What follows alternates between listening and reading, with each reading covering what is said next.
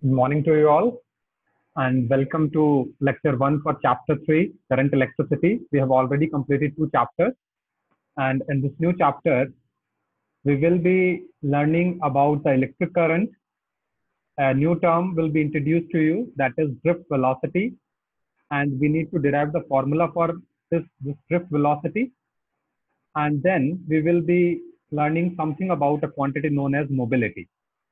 So let's start with the definition of the current electricity. The branch of physics that deals with the study of electric charges in motion is known as current electricity. So in our first unit, we have studied about the electrostatics, which deals with the electric charges at rest. And this unit, we will be dealing with the electric charges in motion. That's why this branch of physics is known as current electricity. We all know that flow of charges constitute electric current. And when the charges will come in motion, we get electric current.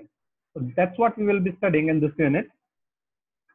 Electric current, it can be defined as the rate of flow of charges across any cross-sectional area of a conductor. Whenever this term rate comes, it means something is divided by time. In this case, we are having charges divided by time, because rate of flow of charges means charge divided by time. So if the net amount of charge Q passes through any cross-section of a conductor in time t, then the current I can be written as mathematically I is equal to Q by T.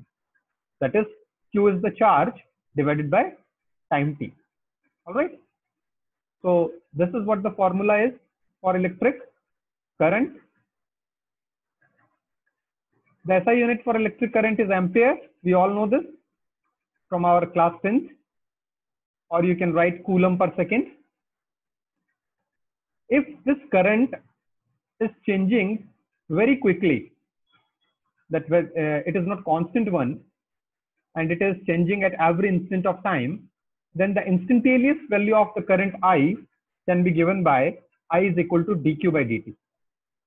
That is small rate of change of charge with respect to very small time interval. We can define 1 ampere by this formula, that I is equal to Q by T. So if we want this thing that I is equal to 1 ampere, then in place of I should write 1 ampere. Then Q has to be equal to 1 coulomb and T has to be equal to 1 second. So I can write it like this, that 1 ampere is equal to 1 coulomb upon 1 second. We can easily define this ampere from this formula, that if 1 coulomb charge flows across the cross section of a conductor in 1 second, then the current in the conductor will be 1 ampere. So this is how we can define 1 ampere. And these things you have to keep in mind, that current is a scalar quantity, and the direction of current is taken as the direction of flow of positive charges, or we can say that it is opposite to the direction of flow of negative charges, that are your electrons.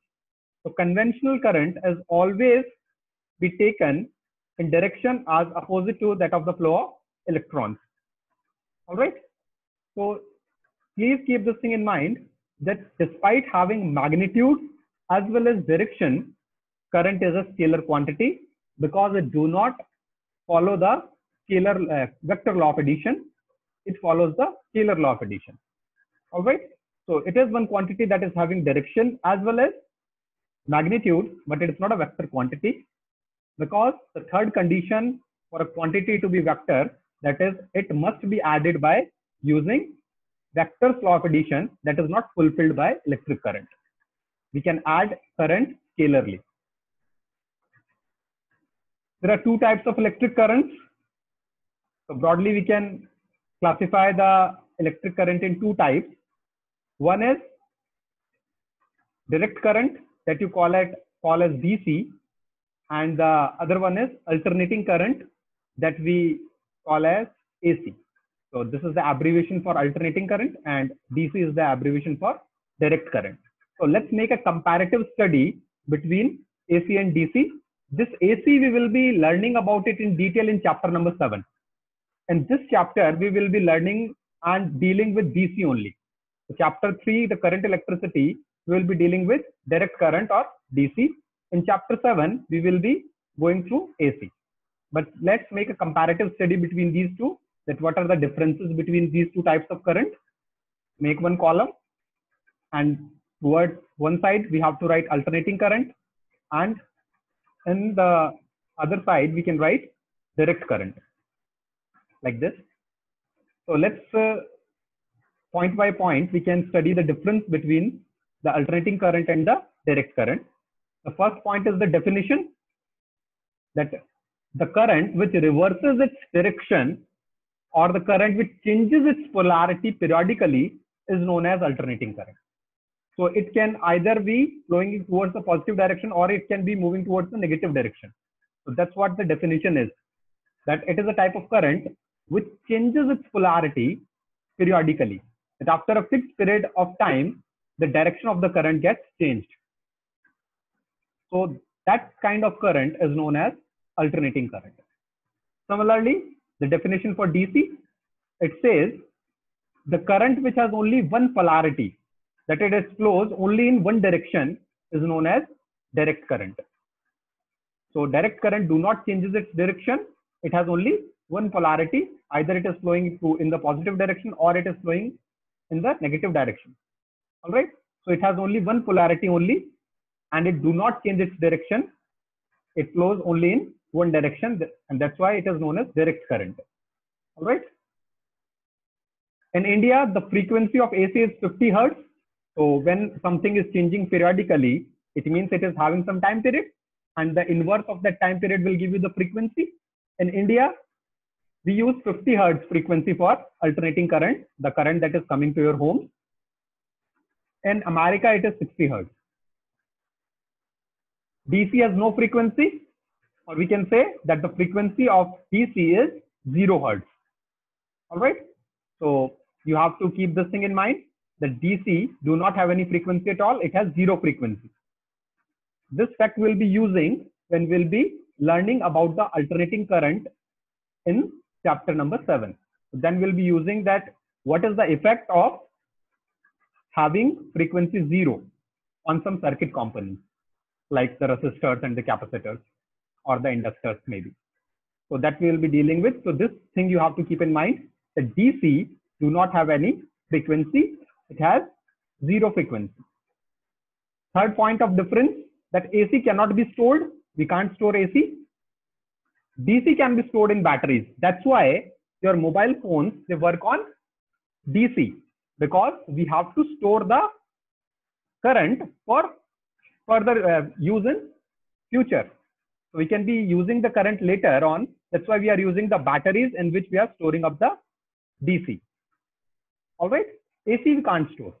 There is no way to store up the AC, but DC can be stored in batteries. Transmission of AC over large distances is efficient. So if we want to transfer or transmit AC over the large distances like between two cities, we use generally AC. So AC is being transmitted over the large distances because it is much more efficient to transmit AC as compared to DC. The transmission of DC over large distances, it involves more power losses than AC, and that's why it is not efficient at all. It will be more costly as well as less effective, because more of the power gets lost in the DC losses. But AC has less power losses, and that's why we prefer to transmit the current in the form of AC over large distances. I hope all these points are clear. Now, let's study the graphical representation of AC and DC. Let's study them and have a quick comparison between the graphs of alternating current and direct current. So you can see this, that I have made 2 columns. So in the first column, we will be having the graph for the AC, and in the second one, we'll be having the graph for direct current or DC. So this is your alternating current graph.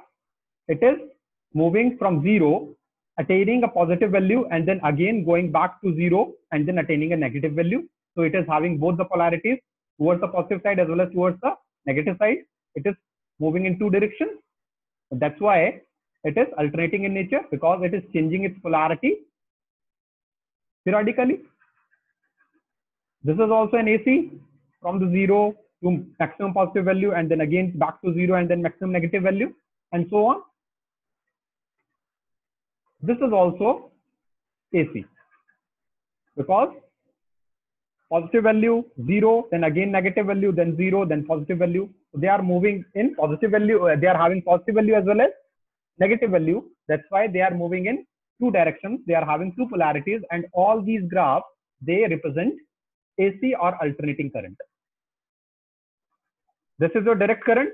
It is having only one polarity, as well as the constant DC current. This graph represents the constant DC current because the magnitude of DC is constant all throughout the time. All right. We can also be having a direct current that is not having a constant magnitude. All right. You can see like this. So this is a DC current which is not having constant magnitude, but it is having only one polarity. Only in positive direction it is moving, and that's why it is also a graph for DC or direct current. Again, you can have one more graph. This is also a DC because polarity is only in one direction. It is having only one direction of flow. And this is also a DC square wave representation of DC because the polarity is only one-sided. It is not moving towards the negative side. So all these graphs, they represent DC. The first graph, it represents constant DC. All right. So now you are having a clear picture that how these currents will look like and how you can represent them graphically. You can easily be identifying the graph as alternating current graph or a direct current graph by having the concept that is being depicted in these figures. I hope I'm clear. The next topic in this unit is drift velocity that we have to deal with. And let's take the definition of drift velocity. It is defined as the average velocity with which the free electrons get drifted towards the positive terminal when an electric field is applied. So you can see this, that this is my conductor.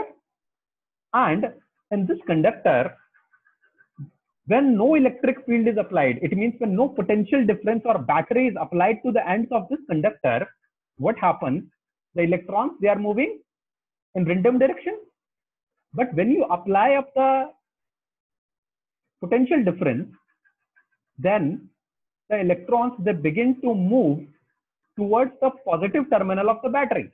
So it means when you have applied an electric field, the electrons get drifted towards the positive terminal, and all the electrons, they will be moving with some velocity. If you take the average of the velocities of all those electrons, you will get the drift velocity. So I'm explaining it again, that in the absence of a battery or electric field, the electrons, they are moving randomly in the conductor. But when you apply a potential difference to the ends of the conductor, the electrons, they begin to move in one particular direction, that is towards the positive terminal of the battery. And now all the electrons, they are moving with some velocity. Say for example, n number of electrons are there, so they will now be moving with velocities v1, v2, v3, vn. In order to get the drift velocity, we have to take the average of the velocities of all those electrons which started drifting towards the positive terminal of the battery. So let's try to derive the expression for the drift velocity. Consider a conductor of length L and area of cross section A as shown in figure. So this is my conductor. The length of this conductor is small l and area of cross section is capital A. All right. Now let capital N be the number of electrons in the conductor and small n be the number density of the electrons, that is number of electrons per unit volume. This capital N is your total number of electrons. All right, whether 1 electron, 10 electron or 10,000 electrons or 1 lakh electrons, how many number of electrons that are present inside this conductor, that is capital N. And if you divide this capital N with the volume of this conductor, you'll get a term that is small n, known as the number density of the electrons. All right. So mathematically, you can write it like this. The small n is equal to number of electrons divided by the volume, that is capital N divided by V, where capital V is your volume of this conductor. All right. So this small n is known as number density, number of electrons per unit volume. And capital N is the total number of electrons that are present inside this conductor. In the absence of electric field E, see, no electric field is applied to this conductor. The electrons, they are randomly moving, and hence the net electric current is zero. We know this, that if we do not apply a potential difference or electric field across a conductor, the electrons, they will move in random directions, and that's why they will not constitute any electric current. This we have discussed in our class, that in the absence of electric field, no electric current will be there inside a conductor, because the electrons, they are moving like this. One electron is moving in this direction, other one is moving in this direction, one is moving in this direction, again one is moving in this direction. They are randomly moving, and that's why the net electric current is zero. All right, because if the initial velocity of this electron is in this direction, there will be lying one another electron that is having an initial velocity that is opposite to this electron. So both the velocities will cancel out. When you sum this up, the velocities of all the electrons in the absence of the electric field, it will come out to be zero. And that's why no electric current will flow in the absence of electric field. I hope I'm really clear on this one. Now, let the initial velocity of the first electron is u1. So there are n number of electrons in the conductor. We have assumed that in the absence of electric field, the first electron is moving with the velocity u1. So it is moving in some random direction with velocity u1. Also, the initial velocity of the second electron is u2. Initial velocity for the third electron is u3. And similarly, the initial velocity of nth electron is un. So it is the case when no electric field is applied across the ends of the conductor, the electrons, they are randomly moving. We have taken the velocities of those randomly moving electrons as u1, u2, u3, and un. So that's what their initial velocity is. All right. And we know this, if you sum all these velocities, you'll be getting zero. So let's take the average velocity of the electrons. Average velocity is what? The sum of all the total velocities divided by the total number of electrons.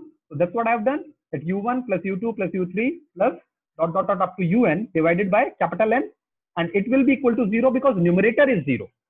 In the absence of electric field, the electrons, they are moving randomly, and since they are moving randomly, the velocity of one electron gets cancelled by velocity of another electron, and when you sum all the velocities of the electrons in the absence of electric field, it will come out to be zero. That's why the average initial velocity of the electrons is zero.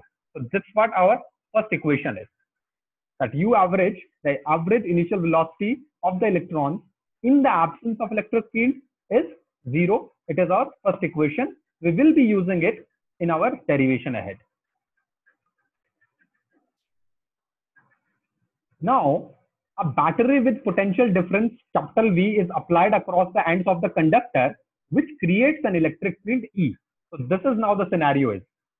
Earlier, no electric field or battery was connected across the ends of the conductor, but now we have connected a battery capital V across the ends of this conductor, and this V has created an electric field in this direction, because the electric field will always be moving from positive to negative. All right, from the plus charge towards the negative charge, electric field will be there. So this is the direction of electric current, and the electrons that are present inside the conductor, they will be started drifting towards the positive terminal of the battery. That's why they will be moving in this direction. All right. So the direction of the drift of the electrons will always be opposite to the direction of electric field. Electric field is in this direction. All right. That is from plus charge to minus charge, and your electrons, it will be drifted in the direction opposite to that of the electric field towards the positive terminal of this battery. All right. And the average velocity with which the electrons are drifted, that is our drift velocity. All right. So there will be first electron. Let's say, for example, it has drifted with velocity v1. There is second electron. It has drifted with velocity v2. That is the final velocity for it. And so on up to nth electron that is drifted with velocity vn. We have to take the average of all those velocities of the electrons in order to find the drift velocity. All right, that's what the definition of drift velocity is, that it is the average velocity with which the electrons are drifted when an electric field is applied across a conductor. All right, so now let's try to find out the final velocities of the respective electrons. This is the case that when you apply a potential difference, the electrons, they are now started moving in one particular direction, and that's why they conduct.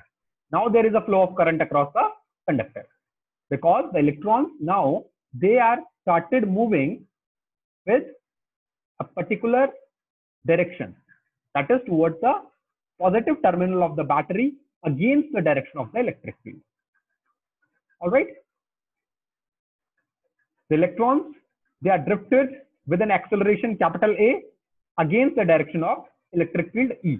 So when you have applied the potential difference, the electrons, they started drifting. The acceleration produced in the electrons is small a, and it is against the direction of the electric field because electric field is in this direction and electrons, they are moving in this direction. Now, final velocity of the first electron is v1 is equal to u1 plus a tau1. All right, we have used our formula of equation of motion v equal to u plus at. So that's what we have done. So v1 is equal to u1 plus a tau1, where tau1 is your relaxation time for first electron. I'll be coming to this relaxation time, that what it is. All right. Similarly, final velocity of second electron, it is v2 is equal to u2 plus a tau2. V is equal to u plus at. Again, you can use that.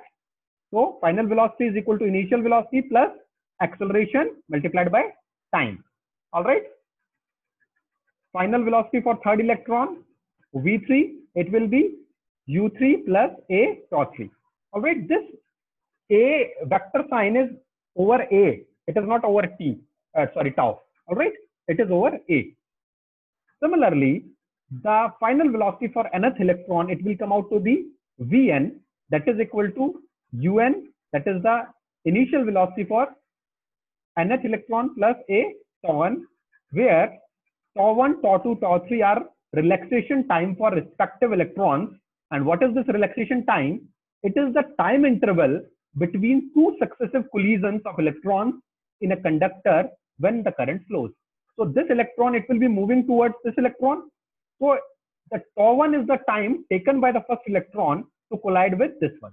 All right. Similarly, the second electron will be moving in this direction and it will be colliding with the nearby electron. So the time taken by an electron to collide with the nearby electron, that is known as relaxation time or tau. All right. So for all the electrons, it will be some time. Say for example, first electron, it has taken the time tau1. Second electron, it has taken the time tau2 to collide with the nearby electron, and so on. And that's why tau1, tau2, tau3 are the respective relaxation times for the electrons 1, 2, and 3. Now, drift velocity is the average velocity with which the electrons are drifted when an electric field is applied. All right.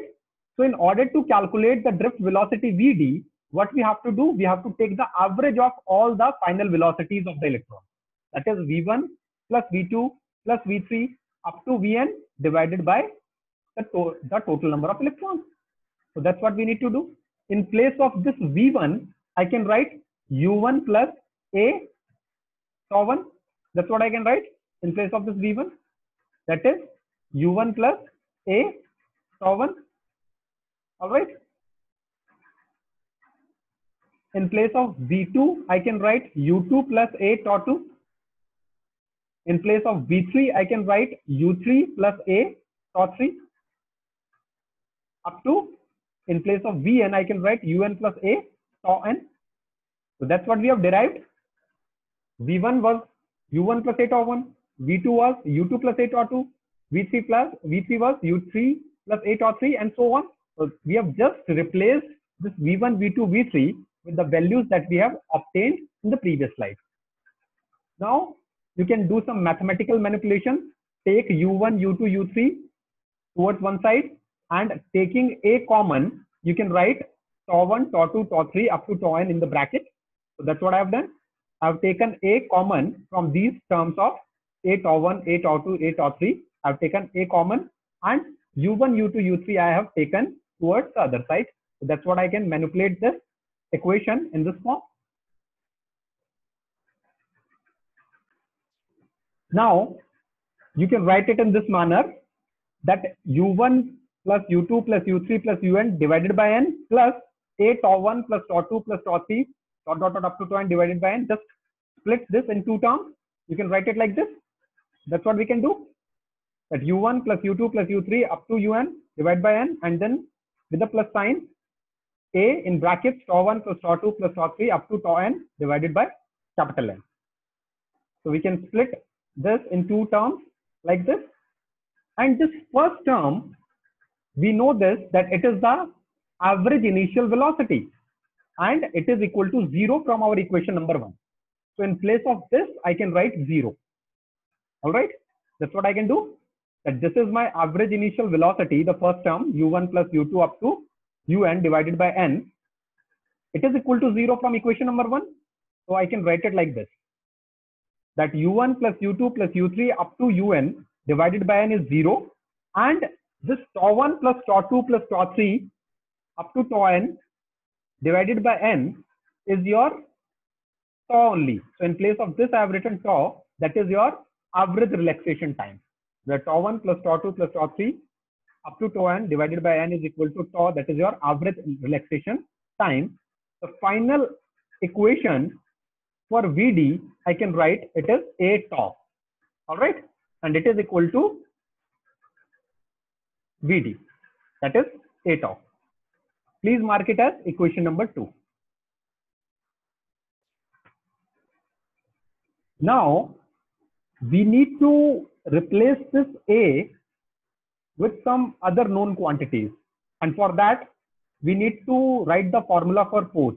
The force on the electrons due to electric field E, we know that when a charge is placed in some electric field, the force on it will be Q into E.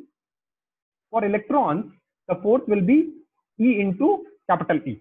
All right, the charge on the electron is minus E. We know this, and capital E is the electric field. So force can be written as equal to Q into E. In place of Q, I have minus E over here because the charge of the electrons is minus E. So this is the force on the electrons because of the presence of the electric field E. Also, the force is given by Newton's law as F equal to ma. We know this. So equation 4 and 5, they both represent the force on some particle, and here our particle is the electron. So we can easily equate them up.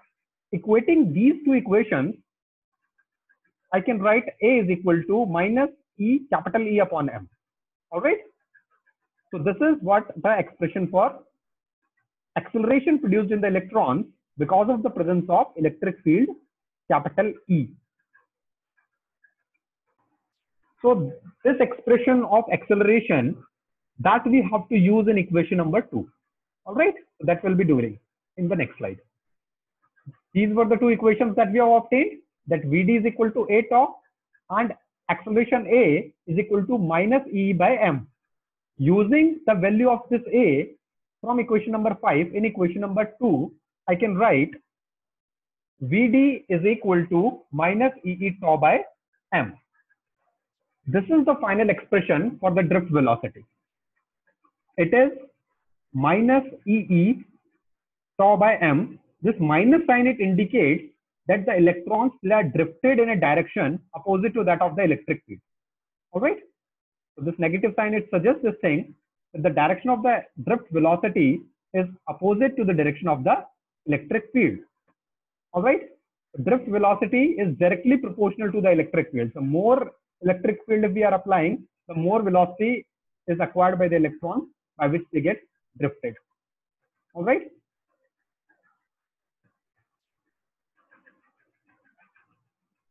There comes one another quantity that is very closely related to this drift velocity, and that quantity is known as mobility. It is denoted by mu. All right. It can be defined as the drift velocity per unit electric field. So if we divide this drift velocity with electric field, we'll be getting mobility. So mobility is equal to Vd divided by E. This E gets cancelled by this E. In place of this Vd, you can write E tau by m. That's what the drift velocity expression that we have derived. That is small e, capital E tau by m. So in place of this Vd, I have written E tau by m. This E gets cancelled out with this E, and you are left with mu is equal to E tau by m. So it means to think the mobility of any charged particle, it is inversely proportional to its mass. All right. And it do not depend on the electric field. Physically, you can understand this mobility as the ease of moving. All right. So those charged particles which are having less mass, they will be having more mobility. So less the mass, more will be the mobility. The electrons, they are having less mass. We know they are having 9.11 into 10 to the power minus 31 kg. That is very less. So the mobility of electrons is very high. We are having one more charged particles that are known as holes. About that we will be learning in chapter number 14. So they are positively charged particles, you can say, and they are known as holes. So the holes, they are having mass that is equal to the mass of protons. And for holes, the mass is more, and that's why the mobility will be less. You can say that the holes are bulky because they are having more mass, and that's why they are not able to move with ease inside a conductor. So always the mobility of electrons is higher than that of the mobility of the holes. And that's why the conductivity of the materials which are having electrons as the charge carriers is high because their mobility is high. All right. Those materials in which the charge carriers are holes, their conductivity is slightly towards the lower side as compared to the ones which are having the charge carriers as electrons. All right. So that we will be learning in chapter number 14, that what are holes and how they conduct. All right. But always remember that the holes, they have a less conductivity as compared to that of the electrons because their mobility is very less because their mass is high. All right. The SI unit for mobility is